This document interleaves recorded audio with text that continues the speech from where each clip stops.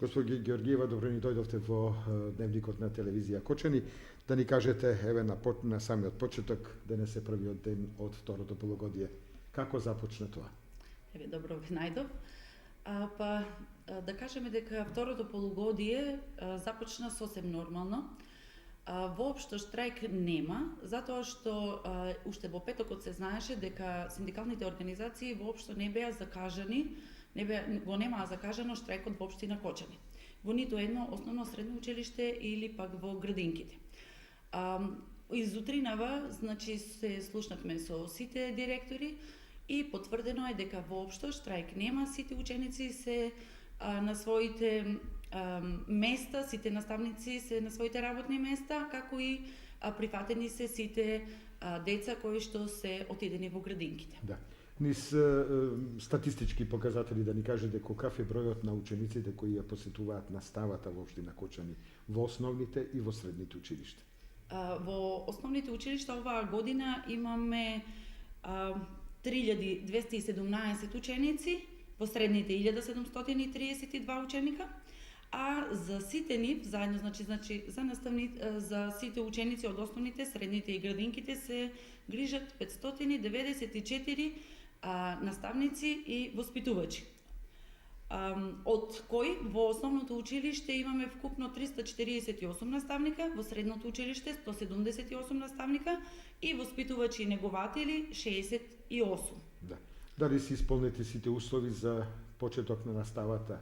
Да ги информираме нашите гледачи дали има нафта, огрев, парно, дали се решени проблемите околу комуналната инфраструктура, вода, струја, превоз на учениците? Значи, се си тече сосем нормално. Најбитното е обезбедено, тоа е превозот на учениците до училиштата и назад до нивните домови. Обезбедено е затоплувањето, значи онаму каде што има потреба од нафта, набавено е доволно количество нафта. Онаму каде што се загрева со дрва, имаме доволно количество на огревно дрво. Топло име на учениците, струја има, интернет има, што ги засега исто така голем број на основните и средните училишта и наставниците и учениците. Направени се сите подготовки, во некои училишта се заменети врати, во други е избелено, значи онаму каде што е најпотребно, завршени се сите поправки и училиштата се почна нормално и успешно да работат од изутринава. Да. И на крајот од разговорот да најавиме некои од активностите кои следуваат во кочанските основни и средни училишта.